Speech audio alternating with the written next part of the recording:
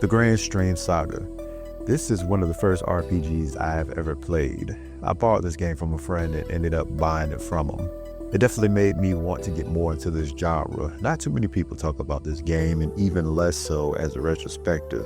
This actually might be one of the first that actually gets uploaded to YouTube, which might be for a good reason. The Granstream Saga fan base is pretty low. However, this was a good story. At least from what I can remember. The gameplay, not so much. Let me give a little bit of history. The Granstream Saga is an action role-playing game developed by Shade, a development team in Quintet, and published by Sony for the PlayStation. It is an intended spiritual successor to their previous titles, Illusions of Gaia and Terranigma. The game released in Japan in 1997, North America in 1998, and Europe in 1999.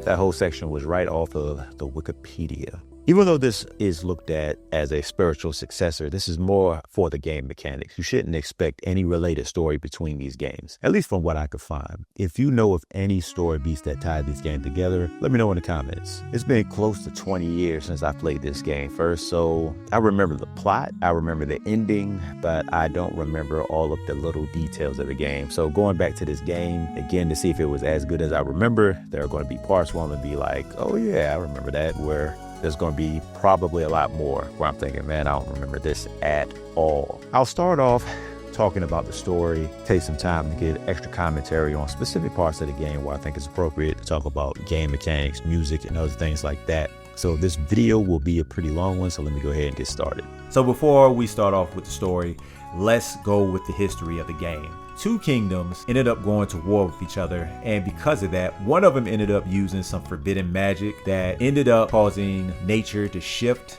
and ended up causing a massive flood on the world. Four wise men, seeing what was happening, decided to have 4 different continents float in the air so humanity wouldn't go extinct. Fast forward to the present. These continents are slowly sinking back down, and if they go all the way down, they will sink into the sea and humanity will be extinct. So somebody got to do something. The game starts off with a cutscene of Eon and Valos cutting off a section of land. Eon sees a bird's nest on this section of land that's about to fall and saves the birds before the land actually does fall. There's a few things I would like to say about this beginning.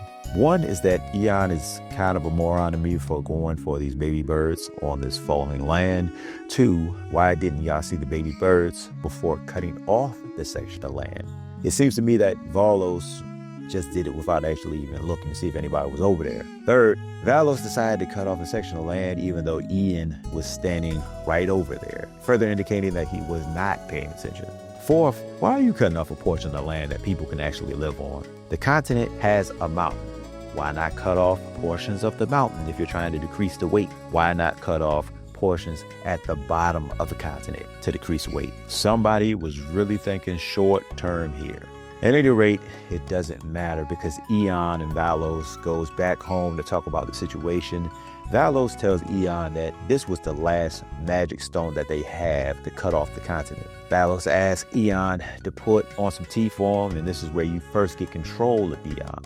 The game goes into an overhead view like A Link to the Past. When I realized this, I was disappointed. I was hoping in this game it would be a third-person view. That in itself isn't bad. However, the biggest problem is that the fact it feels like you're too zoomed in to truly know where you're at without a map. It hurts in dungeons because you can walk into enemies that you're trying to avoid. The shops in town do have signs that differentiate themselves from normal houses. You also have a compass and you can rotate the screen. However, I would trade both of those in to have a more zoomed out view. Anyway, you go to the stove and press X hoping for some type of interaction, but nothing happens. The game does not give you any indication of how you're supposed to start the tea. I mean, you see the teapot, so you would automatically think to go to the teapot, but no. You're supposed to go to the chest first and grab the tea leaves out of there.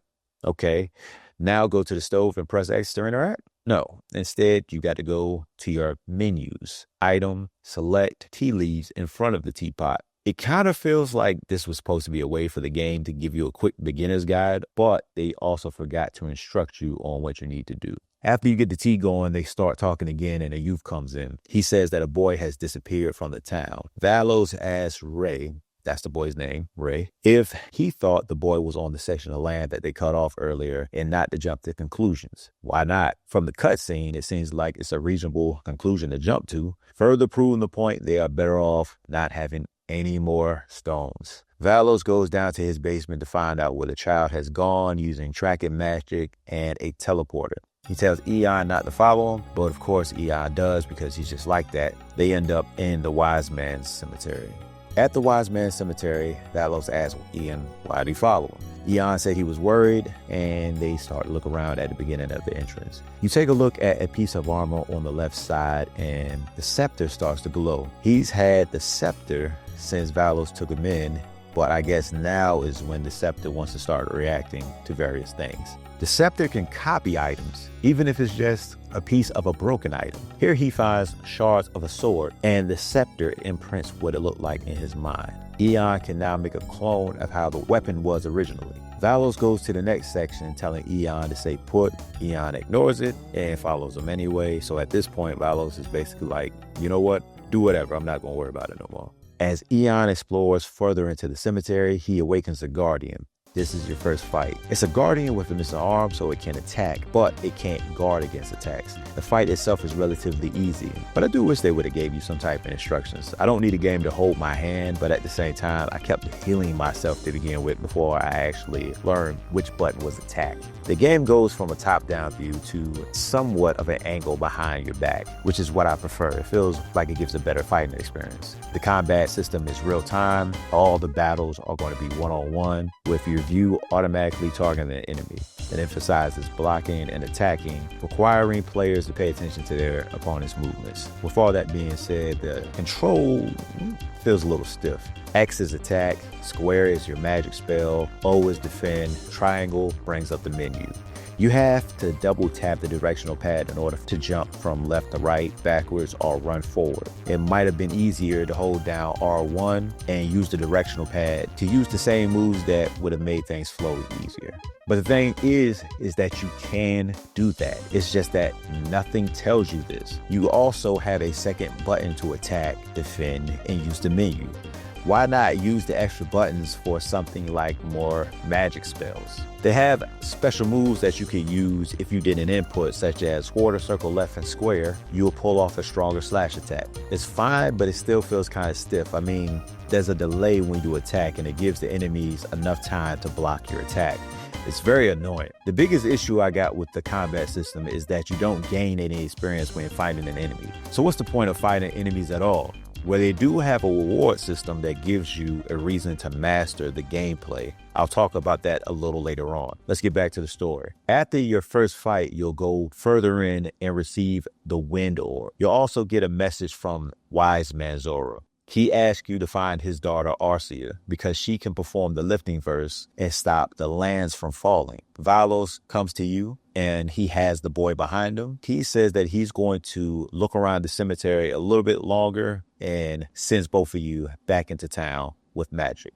Once you're back in town, the little kid tries to leave you, talking about how he didn't need your help. And then he runs off to his house, which is the tavern. You go after him, and his dad will thank you. He tells the little punk to thank you, but he tries to be a little punk, so his dad disciplines him.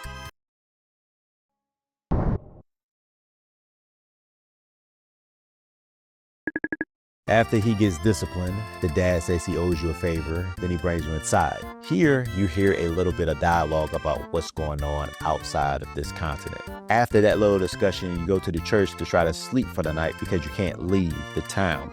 This portion turns into a where do I go moment because you have to look for the priest, but you don't find the priest in the church. So when you go inside the church, you talk to the lady there. Then you leave the church and then talk to the guy that's outside. You go back inside the church and then you'll find the priest coming out of the basement.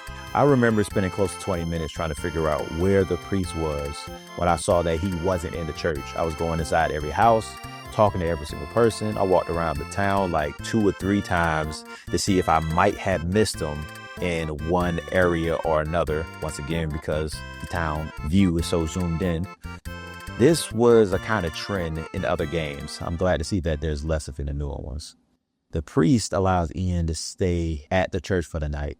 Eon ends up asking the priest about Arcia. and the priest ends up going off into nowhere to think about what he should do next at this point. Eon goes into the basement and picks up Arcea's comb. Upon touching the comb, he sees an image of her. When that's done, you turn to see Priest looking at Eon. He asks Eon if he's one of them, but he retracts that and says that he's Valo's son. He ends up telling Eon about how Arcea got kidnapped by the Imperial army. With this information, Eon goes back out to the tavern. And since the tavern guy owes you a favor, he tells Eon to get inside of the chest because the Disbat pirates are going to be making contact with the Imperial army, and they got to pick up supplies from him. This way, Eon can be aboard the pirate ship when they meet. This is how he ends up meeting Laramie and Corky, two teammates that will be with him for the rest of the game. The pirates drop off the chest containing Eon in Laramie's room. Here you get a cutscene with Laramie ready to kill Eon for intruding and catching her in the shower. Who are you and what are you doing in Laramie's room? What kind of bird are you? I'm not a bird, I'm Corky the Spirit Beast and you'd better duck! Nice move, but I hope you realize I had some soap in my eyes. Now, you've got exactly 1 minute to explain who you are and what you're doing here. Eon has to explain why he's on the ship, so Laramie blackmails Eon to go get her a jewel from out of the chest in the storage room. Instead, you copy a jewel from the storage room and come back, and then you'll see another cutscene to where you're actually on the Imperial Army's airship. By the way, the game likes to switch between the Imperial Army and their Imperial Wizardry, but they're the same group. This ship is called the Vangel.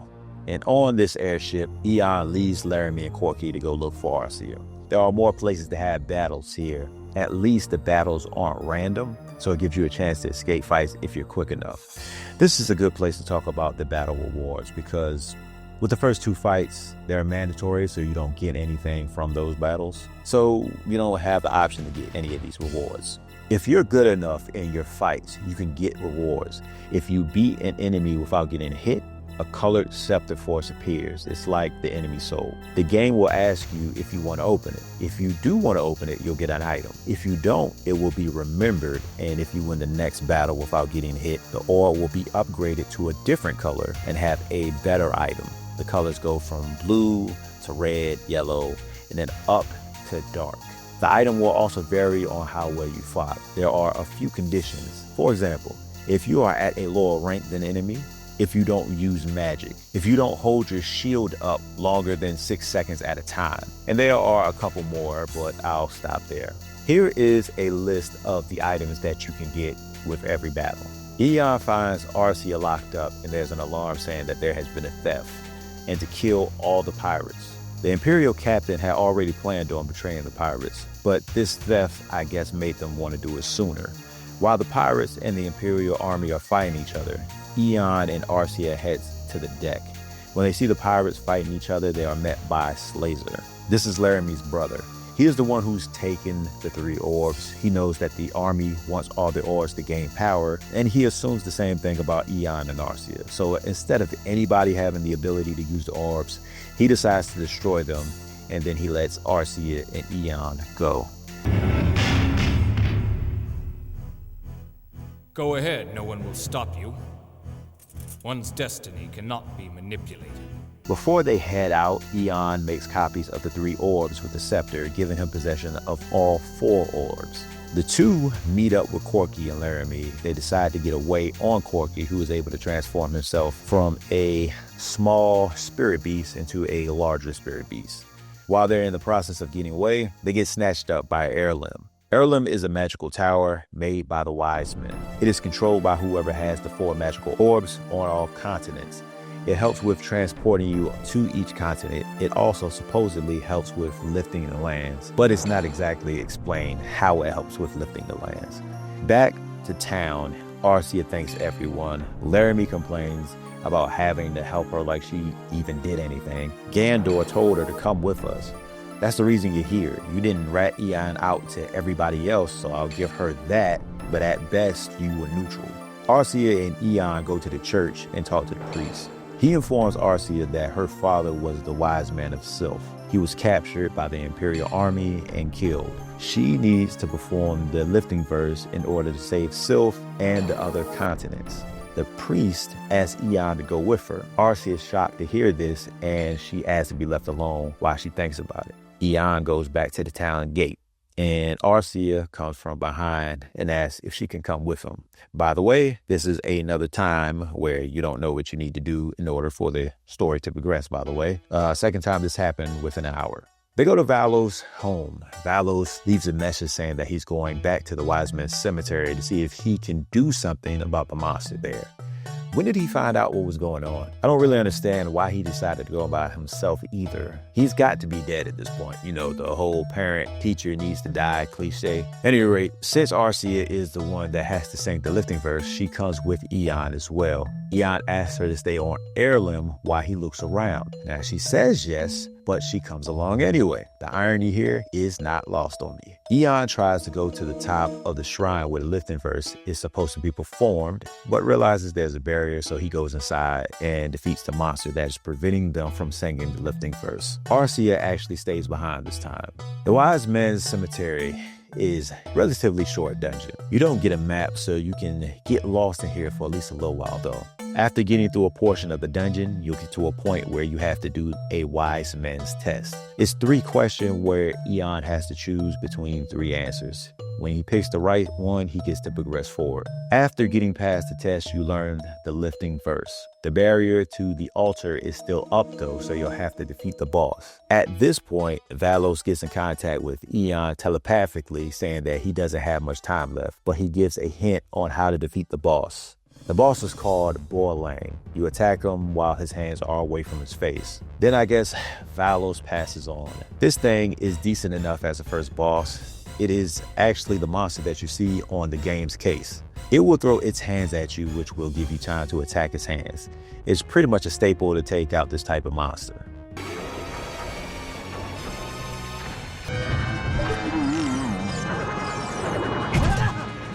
After you got the hands, it will attack you by trying to headbutt you or send some type of shockwave at you out its mouth. Either way, it's easy enough to defeat. And when it's done, you will be transported to the top of the altar where Laramie and Arcea are waiting for Eon. He gives Arcea the lifting verse and she performs the verse, which saves Shilf.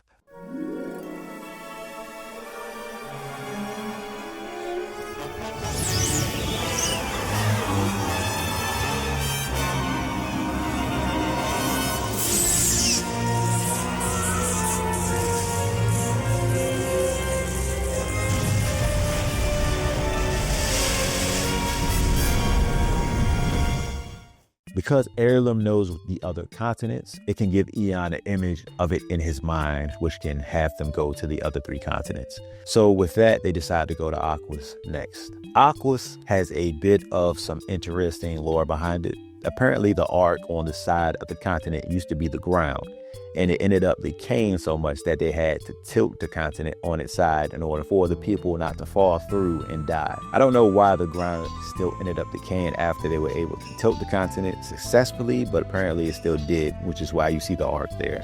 Once they land on the continent, they are greeted by a young boy named Ave-O. The boy invites them to stay at his house for the night, which they accept. This is where Laramie starts to become a pain in the ear. She starts complaining about not being able to take a shower because Ave-O doesn't have one. Arcea is like, Laramie, shut up and be happy. We have somewhere to sleep. Not in those words, but basically is what she's saying. The whole time Eon is just sitting there watching. The next day, the 3 decide to go into town to look for information about how they can find the lifting verse. This is another time where you have to figure out where you need to go in order to progress. 3rd time. Apparently, you have to talk to everybody in town before you can find Arcea in the southern west corner talking to a guy, telling her about the Kells and the meeting place. So Eon and Arcea go to the meeting place that is already underway, with Ave-O's mother, Salela, being the leader of the followers. She is talking to everybody, saying how they should worship Levante, how the world is finished and they need to stop talking to anyone that's not a part of their cult. Arcea interrupts her, saying that Salela is wrong about everything. The 2 get into a little argument, and then Salela's like, you know what, just capture both of them, put them in a cell. Even though Arcea is the ones that started it, Eon's the one that gets beat up, and Arcea is just watching, like, that sink in. Her mouth got him beat up. Do not date women like this. On top of that, now the dude has to go into the mines and pick out obsidian while Arcea is chilling in the cell. And when they get captured, she's like, "Oh, yeah, I'm so sorry." And he's like, "Don't worry about it. It'll be okay." Man, I'd have been like, "Yo, don't talk to me right now." But anyway, you go get the obsidian. You have to get 10 pieces of the stone before you can go back to your cell. There's 2 days of this that you got to do this. One thing about finding the obsidian is that you can search in one spot of the wall that might say you don't see anything. But if you keep searching in that same spot, it might end up saying that you found some. So search in the same spot a few times or just move over a step and then keep searching until you find some obsidian. As you head back to the cell on the second day, Ave-O comes in trying to see what he can do to help you and Arcea out. Unfortunately, it's not much, as one of the guards comes in and tells Ave-O not to associate with the two of you. So you ultimately go back into your cell. On the third day, Eon hears Arcea being taken away. He is able to get out of his cell. Now he finds that the guards are asleep, so this is his chance to escape. The door upstairs is locked, however, so you have to go back downstairs, go to the guard, and get the key off of him. Instead of taking the key off of him, Eon makes a copy of the key so you don't have to disturb the guard. Then you go back upstairs, open the door, and go into the dungeon to find Arcea. Like the other dungeon, this was a pain to get through because of the lack of viewpoint and lack of a map, but whatever. Once you get to the bottom of the dungeon, you have to fight a high soldier you find there. He's guarding Arcea's cell, but he doesn't have the key. At this point, I was getting upset because I was thinking, now I got to do more backtracking. But at the same time, I'm also like, okay, this does make a little sense. Like, why would the soldier right in front of the cell have the key? Logically, it would be better off if somebody else had the key, especially if the captive is important. Thankfully, Ave-O is around the corner with the key. It's broken, but you're able to copy it with the scepter and free Arcea. One of the soldiers tried to attack Ave-O at this point, but his dad's amulet saved him. As you get back to town, you part with Ave-O. As soon as he leaves, Laramie comes in and tells you that there is trouble. Some of the boys in town have been causing mayhem. She's also heard about somebody trying to take a hostage.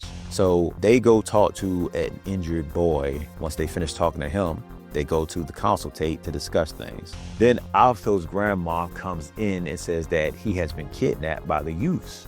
So they took him to the tower to kill him. Eon, Arcea, and Laramie rush to the tower to try to save him. And Laramie's out here like no mercy for people trying to hurt a kid. There can be no mercy for barbarians who take children as hostages. No! Arcea, get out of my way! There has to be a non-violent solution to all of this. Don't be so naive. This blade will do the talking for me. Arcea!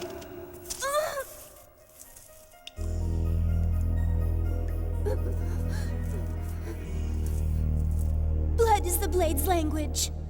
She goes up to the top of the tower with Eon. Arcea tries to calm down the two boys that have Ave-O, but one of them ain't having it. One does change his mind and tries to talk to the other one to change his mind as well, Blue Cap. But once again, the dude's ready to throw Ave-O off the tower. He's like, nah, this is happening. So then those two get in the fight, in which case Blue Cap ends up losing, get knocked out or whatever. And by the time Eon gets up there on the tower, Crazy has Ave-O on top of the tower. Eon tries to reason with Crazy, but the boy says that Ave-O's mom planned this the entire time. After that, he tosses him. He shows his true self as a sorcerer of the Imperial army, and then he disappears. Back at the consultate, Ave-O is badly injured, and Laramie is yelling at Arcea for getting in the way. Arcea goes out to the balcony. Eon follows her to console her, and after that, you see a nice little cutscene with Eon and Arcea showing that Arcea is starting to have feelings for Eon. The cutscene pops up with Celila and the Kells guy talking about how the plan was executed, and Celila says good. They have a meeting and she talks about Ave-O's death. A little bit further in the cave, the sorcerer is talking to Levante about how everything went as planned. Levante is like, good, we don't need Celila no more. Once they kill Celila, they plan to take the Kells somewhere. Eon is ready to head out, and then Blue Cap lets him know that the youths are going to the Kel's cave to try to talk some sense into Salela. Further in the caverns, you end up fighting a sorcerer that dropped Ave-O. You take something off him to help you proceed. Eventually, you'll get to Salela, where she tries to convince you to trust her, and you have to trust her. It makes no sense. You know for a fact that you shouldn't trust her, but the story is going to make you do it anyway. I'm not a fan. You trust her, she traps you. What a surprise.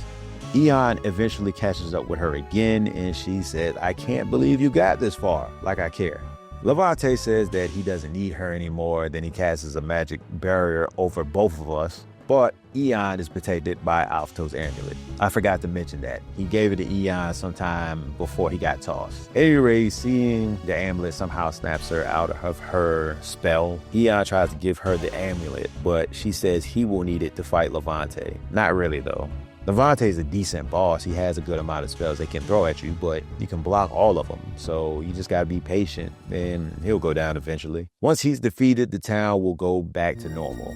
Well, almost. Ave-O is still in a coma, and the leader of the town youths is dead. You can get the lifting verse from Salela. Then the team goes to the altar to sing the lifting verse, and everyone is saved. So the story here is fine for the most part. The biggest issue I have on Aquas is, what were the Imperial army planning to do with the Kels that needed them to be followers? You told them that they would die and be born again. Okay, couldn't you just kidnap them and save the effort? I could understand if Levante was sealed underground and he needed them to be like followers, for example, to be free. You can't force people to free you, but if they're your followers, they'll want to free you. But he's just a high sorcerer from the Imperial army. Wouldn't people question why they were praying to him if they ever saw him or the Imperial army? They were trying to say, hey, get on this airship. It just seems like a waste of time. There's a side quest here in the Kel's cavern. A man will collect metal pieces that you can get, in various places in the game, and he'll trade you for various weapons and magic. Another man is on the opposite end. He'll trade you for cards that you can get through the battle rewards. These are the only side quests they have in the game. It's kind of disappointing. The next continent to save is called Volcos. It has a volcano somehow. The thing about this place is that it has two towns on opposite sides, and it has a place in the middle called Geist Barrier. You have to go there first in order to get weighed in.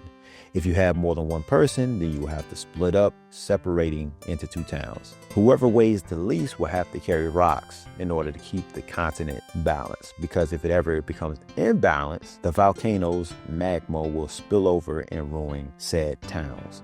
The imbalance of Volcos seems pretty weird, but when I think about how Aquas was able to be tilted 90 degrees, maybe not. At any rate, when the party comes in, they have to do exactly what I just said and split up with Laramie and Arcia going in Orklu and Eon and Corky going in Tuklu. Both parties are looking for the Wise Man Descendant, and the Vangel and Gude show up. The Gude was planning on getting repairs here, and the Vangel wants to destroy the Gude. The Gude is the pirates' airship, by the way. The Imperial army wants to kill all the pirates, but also, for some reason, Slazer is now with the Imperial army.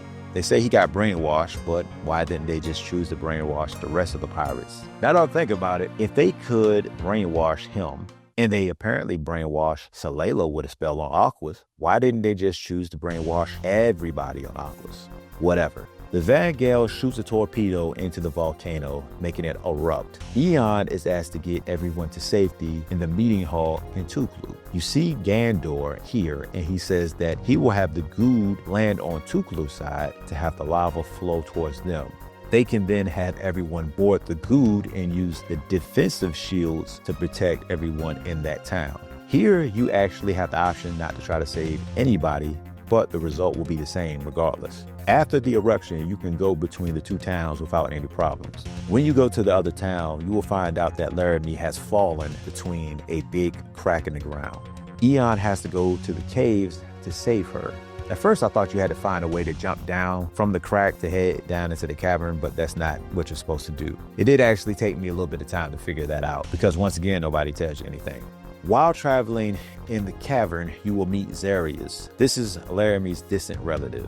You will let him know that Laramie fell down here somewhere, and he will give you a neutralizing solution in order for you to take yourself and to give the Laramie when you find her, because unfortunately she has fallen into a deeper portion of the caves. That portion of the caves has poisonous gases down there. Slazer is down here as well, along with some of the Imperial Army soldiers. One of them ended up dying from the gases, and the other one wants to go back. Slazer's like, fine, get out of here. Apparently, Slazer's had some of the neutralizing solution, and he decided not to give it to the soldiers. What an asshole! But he did give it to Laramie. When Eon finds Laramie, Slazer ambushes him and says he wants to fight. However, the amulet is apparently protecting Eon, so Slazer heads off. I guess the idea for the Imperial Army was to just come down here and save Laramie and trap Eon in the fight. But why does he want to fight Eon though? Maybe he realizes something about Eon that the player doesn't know yet, or he's testing him or something. I mean, Eon does oppose the Imperial Army, but Slazer doesn't seem to care about that. Anyway, with Slazer gone, Zurius comes in and helps Eon take Laramie to Orklu. While she is resting, you go to Zarius' place to talk to him. He's gone, but you see he has notes saying that he has gone to Stalagmite Castle, so Eon and Corky goes there. A cutscene happens between the two, with Corky asking Eon who he likes. He says that it's none of Corky's business, and Corky says that he needs to pick before he loses both of them. Foreshadowing, maybe? I already had my pick back in the day at this point, but right now I'm kind of on the fence. I mean, I didn't realize how much Laramie can be a pain. She's definitely a rose with thorns type of personality. And she could get things done on her own, but she's also likes to isolate herself. On the other hand, you have Arcia. She's soft-spoken, nice, and appreciative. On the other hand, she's the damsel in distress type, which can be annoying, especially when her mouth is the reason that she gets into trouble, like on Aquas. Laramie looks better, so she's the winner. Stalagmite Castle is a dungeon that is on its side.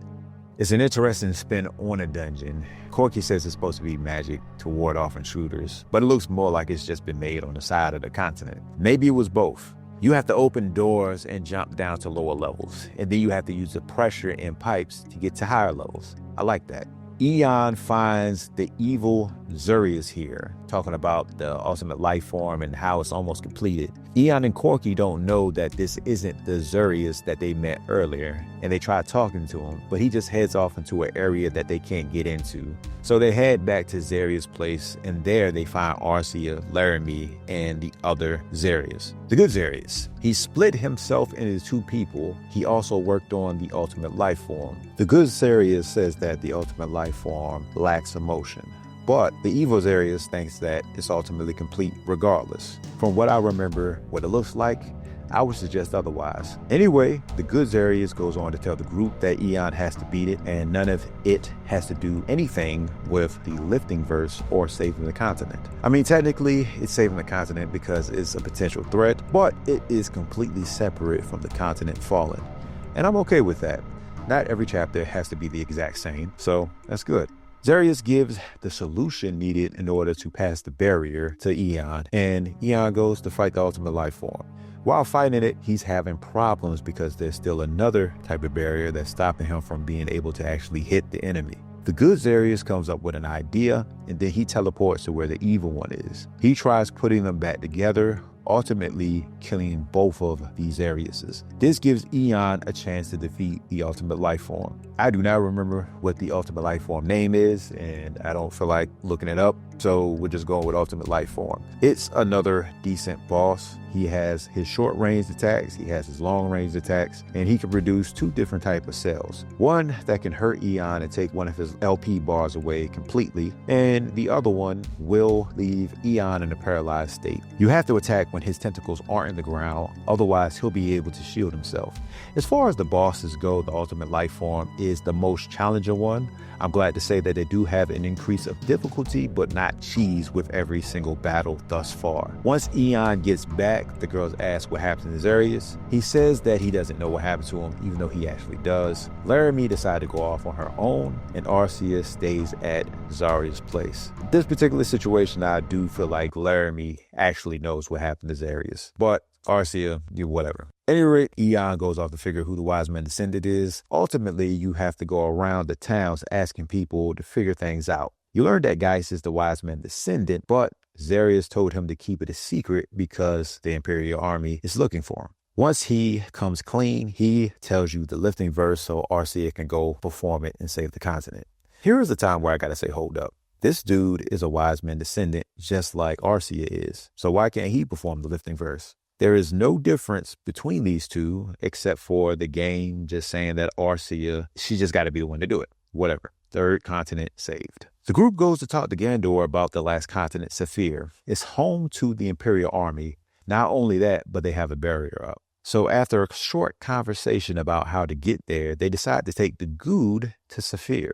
When they get close to Saphir, they are attacked by the Vangel. But for some reason, the Gude has an option to go ahead and board the Vangel instead of just getting shot out the sky. Everyone gets on board, including Arcia, which I don't understand. All she does is stay in the exact same room that they kept her prisoner at. So what was the point of you coming? Either way, Eon says that he'll be back for her while she goes to destroy the ship. Laramie goes to try to figure out what Slazer's doing here. And the pirate crew ends up trying to destroy the ship separate from Eon. The ship has the same layout as before. I mean, of course it would, but there are more areas to explore. You have to find 2 security cards off the soldiers and then go into the cannon room. You'll need 1 more security card that we get off of an engineer. He claims to not want the Imperial army evil deeds to go on any further, so he gives you the card. After that, you go to the torpedo room and destroy the ship.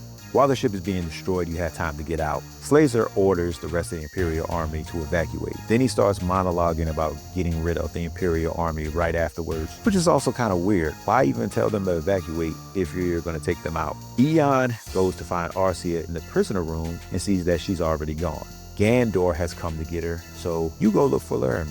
While looking for Laramie, you end up finding Slazer being confronted by 2 Imperial soldiers. These 2 are more than likely the ones that you see in most cutscenes with Slazer, and they are pissed, saying that he's the reason that the Vangel got destroyed and they're going to kill him. One ends up seeing Eon and fights him, while the other fights Slazer. After both are taken care of, Slazer already headed out. So as you follow behind, you see dead pirates on the ground. They have taken a lot of losses. And as you get closer to the deck, you see that Slazer is talking to Laramie.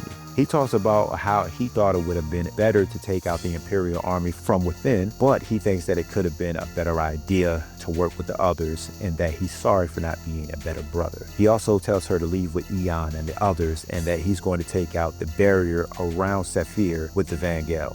So Eon, Laramie, Arcia, Corky, and Gandor get on Erlem and watch the barrier get destroyed.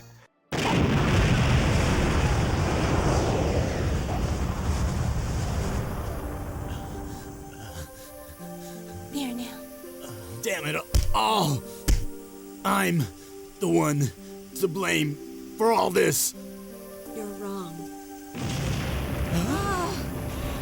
The water spout, it's disappearing. Behind the clouds, look! It's the continent, Zephyr. This part of the story was pretty good. It seemed like a bad idea to let the Dispatch pirates get on board, but when you think about how Slazer was never brainwashed, it did make sense for him to want to help them out as much as he could. I didn't have a problem with how the ship was laid out either. The vent area, though, it was a little weird. I mean, it had those blob monsters that were in the ultimate life form, so they felt out of place, but everything else was pretty good. On Zephyr, we traveled to Geltania. This is the last town remaining because the Imperial army has invaded all other towns on this continent. When the group heads to the town, everyone starts to hallucinate except for Eon and Corky. Those 2 decide to explore the town. They find a spirit beast there named Korok. He tells them that the town has a spell placed on it by the spirits in order to not let the Imperial army get into town. They place this barrier that makes people see whatever makes them happy. The problem is that there are a lot of times where people forget to eat, and there are people there that are not involved with the Imperial army as well. Korok is like, yeah, that's unfortunate. So if you want to break the barrier, you will need to get the 4 Spirit King seals on the tablet there. So Eon picks up the stone tablet and heads out to the ruins of the Earth Spirits to get the first seal needed to break the barrier. You can tackle the other 3 in any order. They all involve some type of puzzle, then go fight the dragon of the corresponding element, earth dragon, wind dragon, and so on. The puzzles in each place are small and different enough to be entertaining. For example, you have one ruin where they give you a riddle. It says 5 gilded rings, one with grassy pastures, tranquil seas, cloudless skies, dancing flames, and a shining sun. There are 6 teleporters on the ground with 6 different colors. What you need to do is pick the correct color teleporter in order for you to be able to progress. Grassy pastures would be green, tranquil seas would be blue, and so on. All of the dragons you have to beat are all the same but a different color. No, wait, they all have a different type of dragon breath. Not really though.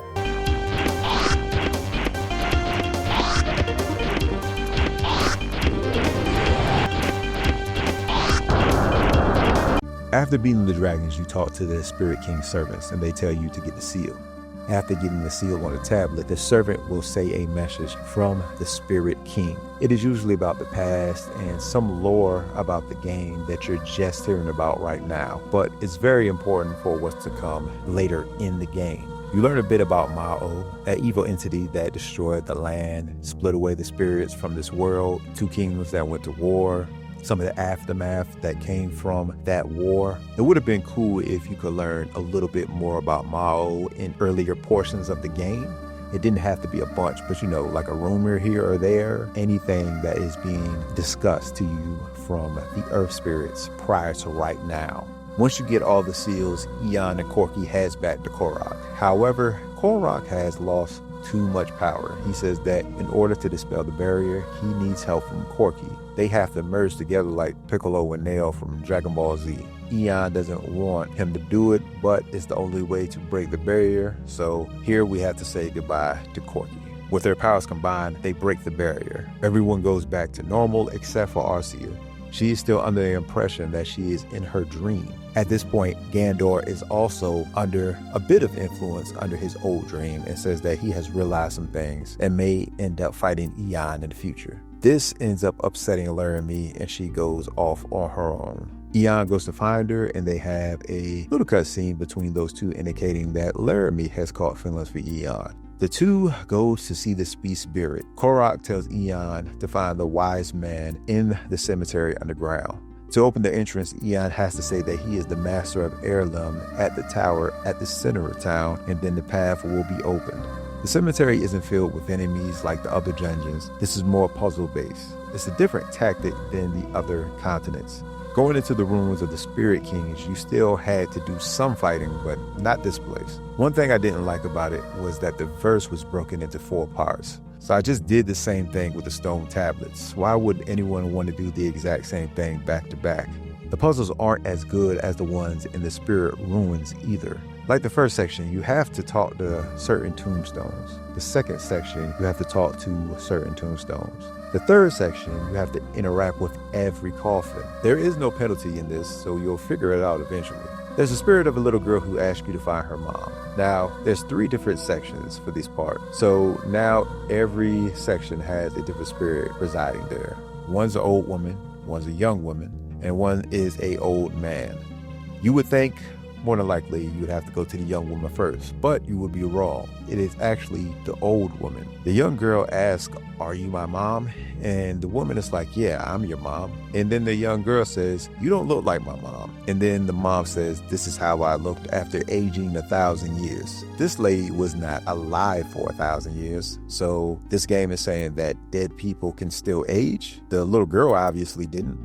I guess there's a reason why there aren't too many puzzles in this game. At any rate, after getting the verse, the last sage appears and he says, don't recite the lifting verse until you separate the Imperial army base from the continent. They need to get the lifting verse, but he also lets you know that if they recite the lifting verse, then the Imperial army will benefit from the lifting verse magic. Why does it have to be at the same time? You seem to have more than enough time if you look at the distance between Zephyr and the sea. Seems like Zephyr could last at least a couple more days before it would even touch the water, but that's what the game wants so let's just go with it. Back to the rest of what this guy is saying. He also says that there is an opening right beneath our feet that goes right into the Imperial Army fortress. Why is it right here?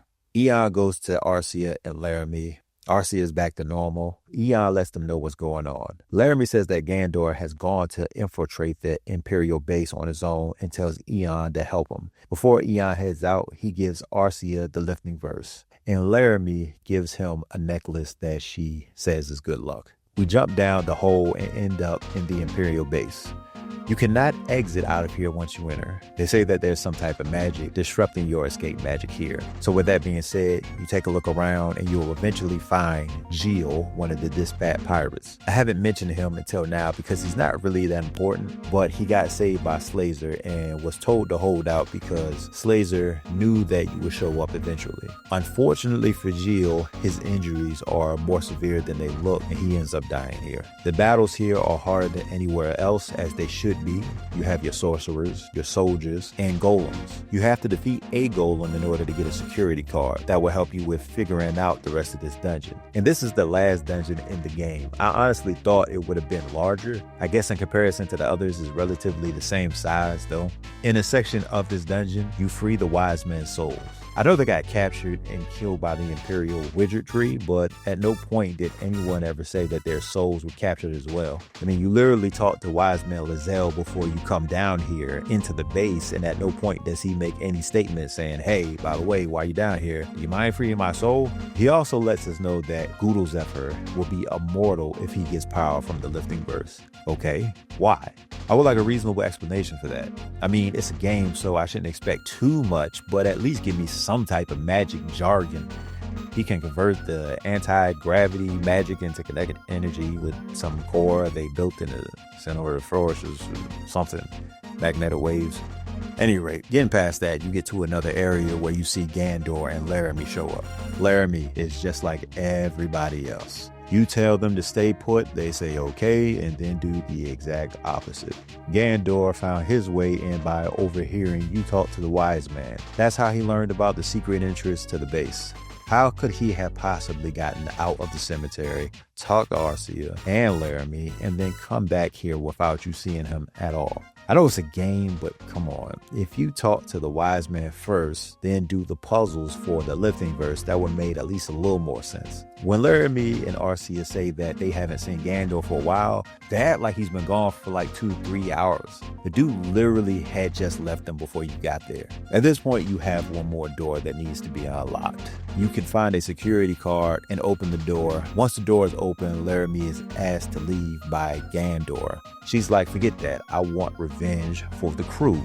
He's like, I get it, but here is my dagger. It's linked to me, so you need to let Arcia know when is the right time to perform the lifting verse. She's like, okay, that makes sense. I'm going back. Before she could leave, there's a message on the intercom stating to turn off all power to the zones that we are in. Then it starts to get very cold, so the enemy has decided to try to freeze them to death, which is a different tactic, and I'm not necessarily against it. Gandor comes up with an idea, and he tells Laramie to go ahead and get on the elevator. And he tells Eon to go get on the platform on the other side that will take you to the core.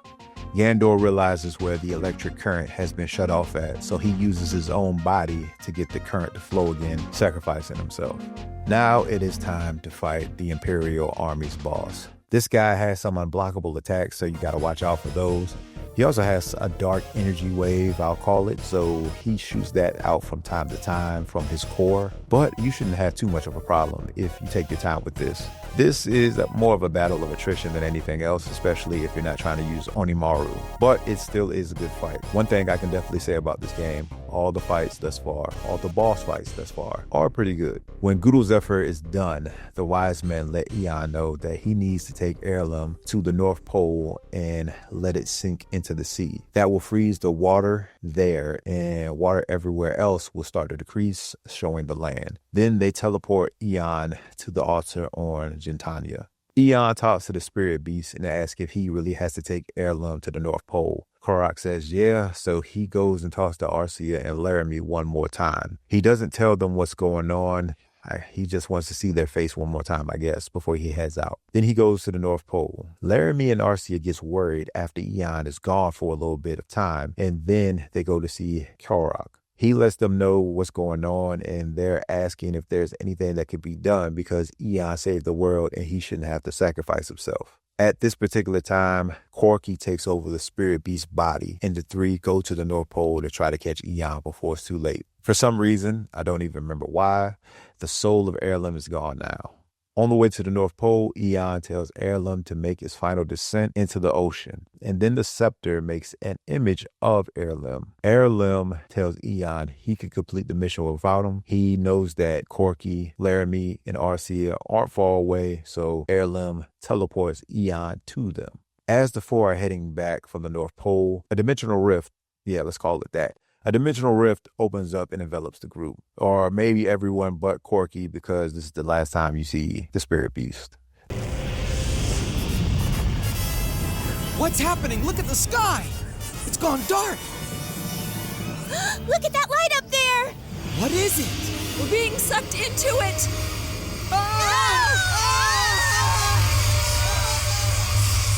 This is the last part of the game, and it kind of throws you for a loop as well. So, you are in Hades. As you walk down the hallway, you hear people that you have met in your past saying that this will be your greatest challenge, as well as a few other things. You get to the end of the hallway and see Arcia and Laramie. They say Eon has a mark on his face now.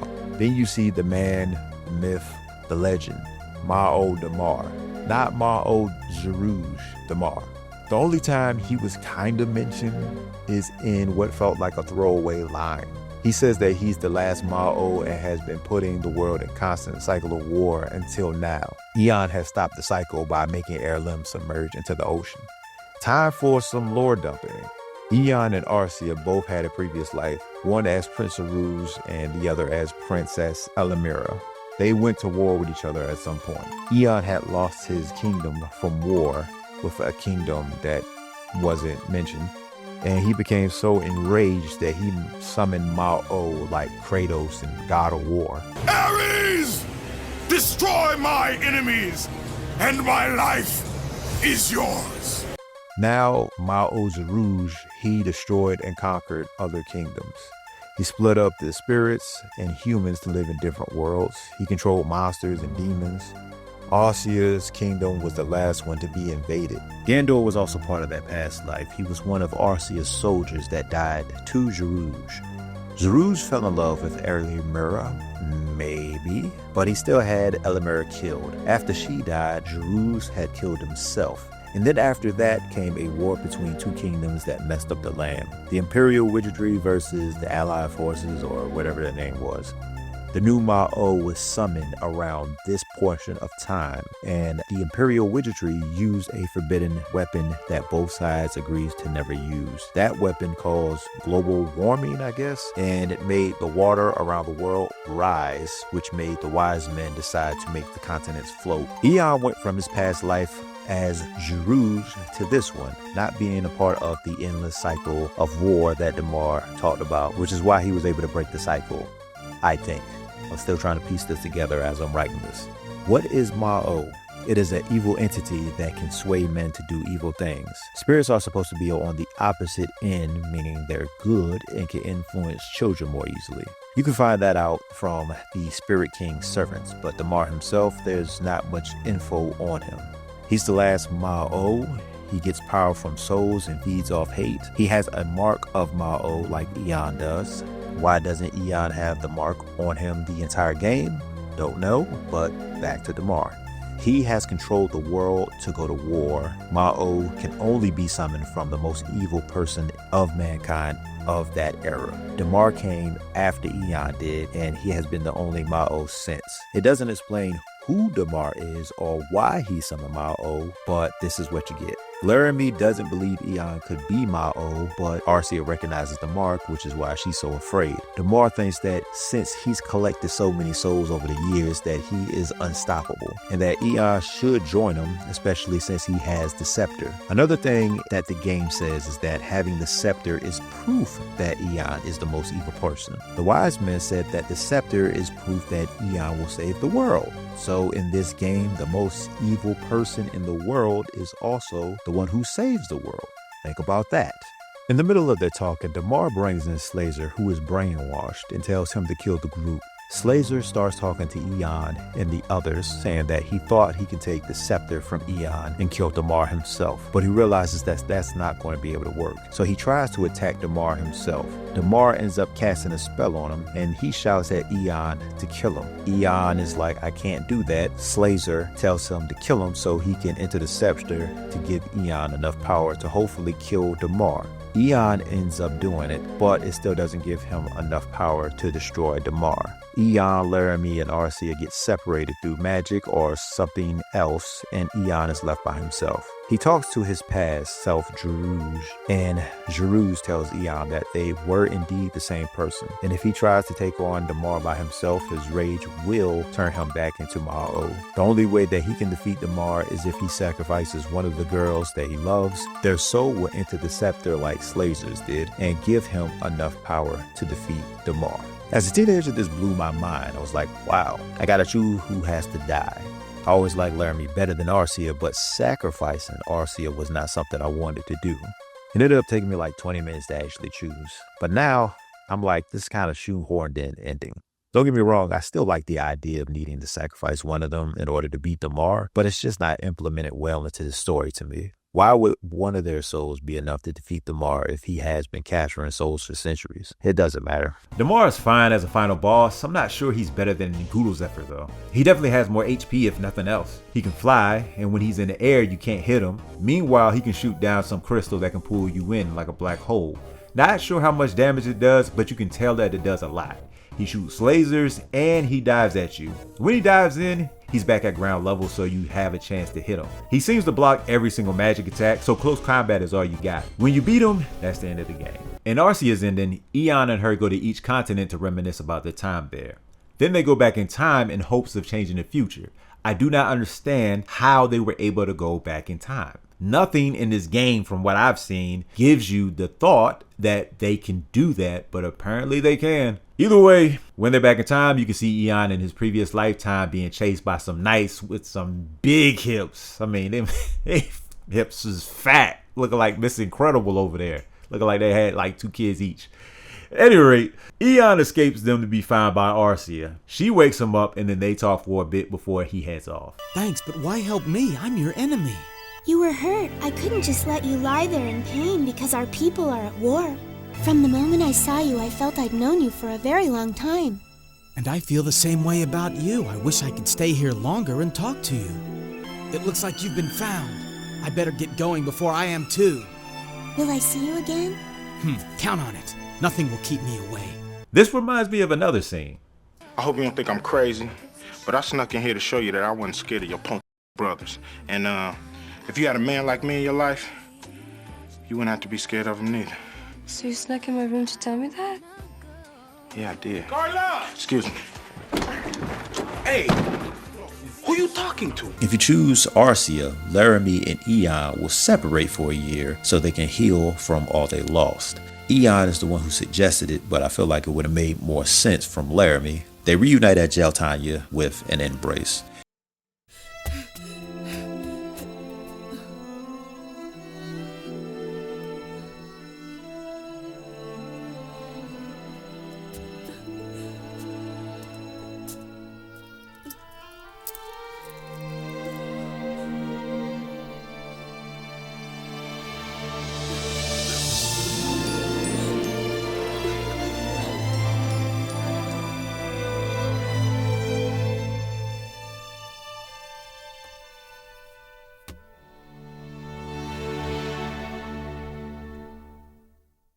Arcia is an angel or something now, talking to her master or God or somebody saying that they need to study humans more. At first I thought this was just another story plot that came out of nowhere, but no.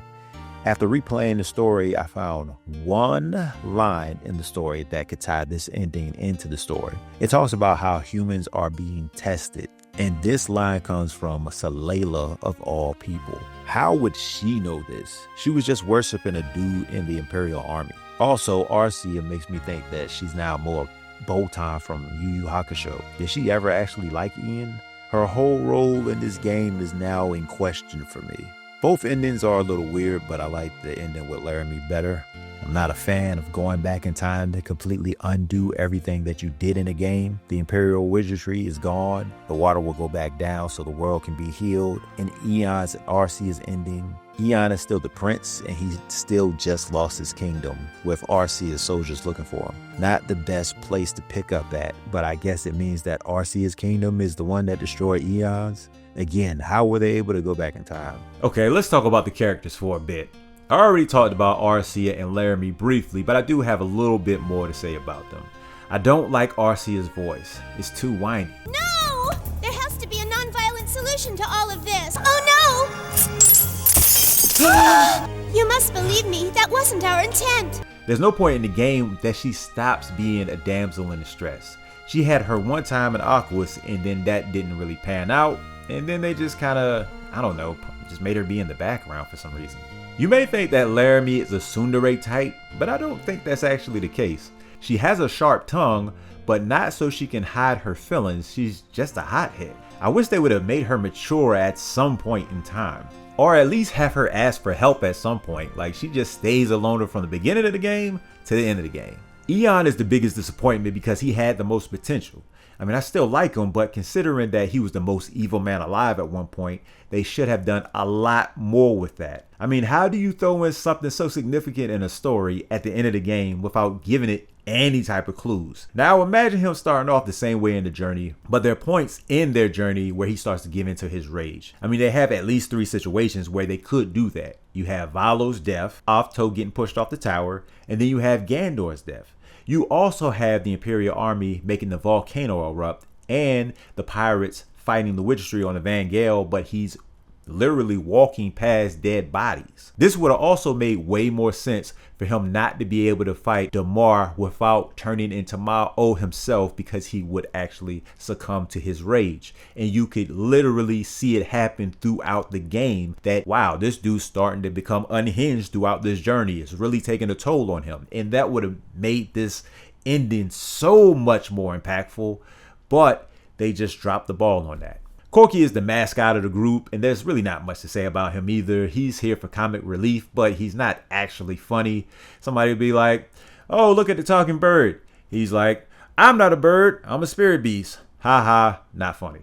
You have Gandor. He's there, you know, he's not like a part of the party at the beginning of the group, but he does, you know, he has his guest appearances throughout the game, and then he becomes more of a party member at the ending. But he's still one note as everybody else. I mean, he's kind of a musclehead, but not really. But, you know, he's charging through freaking walls like the Kool-Aid man. He's okay. That's all I can say about that. The only real thing I can say about all these characters is that none of them seem to have any type of development in their personality. How they were at the beginning is how they were at the end of the game. The best character, in all honesty, might be Slazer. I mean, he was the captain of the pirates. He got brainwashed, quote unquote, by the Imperial Wizardry, only for them to make him the captain of the Vangel. He talked about how he did not want to revive the continents and let nature just take its course. He didn't really care about humans. Even Damar said that at the end of the game. Like, bro, you don't even really like humanity. He has that, but then he has a enlightenment to say that maybe I actually should have teamed up with Eon and the others as well. So he had some type of character development, not much, but more than anybody else. I also like how he took on Damar, even though he knew he wouldn't win. He kind of edgelord, but at the same time, he did have like some good parts of the edgelord in there by himself as well. So, you know, he get a plus for that. You know what else I don't understand? How were the wise men able to live so long? When you hear them talk about trying to find the wise men's descendants, you would usually think, okay, this must be like a great grandchild, but no, they're second generation. Arcee is wise man Zora's daughter. Ave-O is the wise man's son. You don't even have a descendant for Lae'zel. It's not something that's talked about enough. That mark on Gandor, was that supposed to have a larger story behind it at one point? How long has Arcee been Votan or whatever she was at the end? Why is Damar not have a bigger role in this story? If he made endless cycles of war, why do we only hear about 2 of them? One of them had nothing to do with Damar, and the other one was already in play before he even became Damar. The Wise Men's Cemetery. It seemed like the story wants you to think that the wise men have been alive this entire time until recently. So why is there a wise men's cemetery? Too many things left unresolved. I said earlier that I like the story. However, I can't say the same going through this again. I like the story plot, but I don't like how it was paced throughout the game. If they would have gave less time to arcs about random plots and used that time to flesh out the main story instead, it would have worked out a lot better. Aquas plot, for example. Instead of having the Kells worship Levante, they could have been worshiping Damar. Levante could have been a boss there, just put him in a higher position than Salela. Gameplay wise, there's only one side quest. The controls could have been mapped out better. They could have had a map, period. I didn't say anything about the graphics. They're good for a PS1 game. Everything's in 3D except for the sky, and that makes it look awful. It looks like the sky is on a treadmill. Also, nobody has a face. I'm so used to this game, I kind of forgot to mention that. The music is the best thing about this game. You have tracks like the Geltania theme that I find fantastic.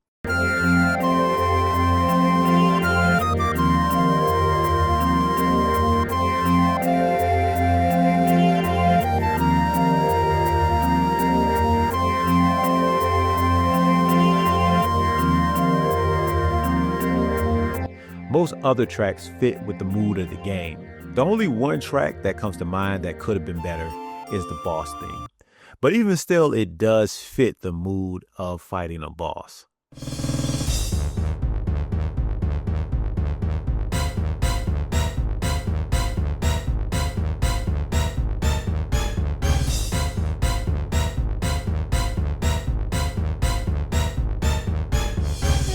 Getting to the end of this retrospective, I can't say that I can recommend this to anyone, even retro gamers. There's just so many better games out there to spend your time with. This retrospective was much longer than I thought it would be, but hopefully it still was entertaining. I'm gonna try to come up with something a lot smaller in order to come up with a new video a lot sooner than something that's gonna take me like 2.5 months. So be on the lookout for that. Also, if you have any games that you could think of that you would like to hear a retrospective on, let me know that as well. I'm also thinking about doing some fan game type of retrospective. So if you would like to see any of those as well, let me know in the comments. Thanks for watching.